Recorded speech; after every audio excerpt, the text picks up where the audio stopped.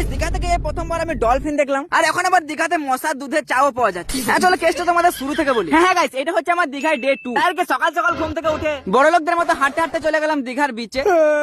আর guys, আমি শুনছিলাম new দীঘাতে নাকি সকালবেলায় ডলফিন দেখা যাচ্ছে, তাই আর কি এখানে শুয়ে শুয়ে ওয়েট করছিলাম যে কখন ডলফিন দেখতে পাবো। আর হঠাৎ করে দেখি আমার সামনে দুটো বড় বড় ডলফিন।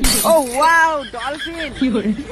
সত্যি গাইস, আমি কিন্তু অনেক এক্সাইটেড। হ্যাঁ, তো মন ভরে ডলফিন দেখার পর এই কাকাটাকে বললাম 1 প্লেট পাঁঠার দুধের চা দিতে, কিন্তু কাকা বললো পাঁঠার দুধের চা নেই, মশার দুধের চা আছে।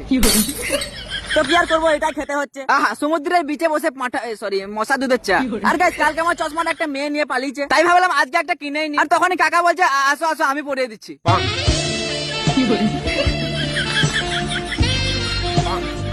ও সালা, এবার তো পুরো সত্যি সত্যি বড় লোক মনে হচ্ছে। হ্যাঁ, তো আর কি, সোজা চলে গেলাম আমাদের 5 স্টার বিছানায়।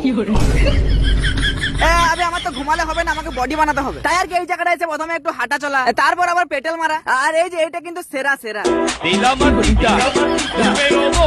থাক থাক, আর বডি বানাবো না, তোমরা আবার ক্রাশ খেয়ে যাবে।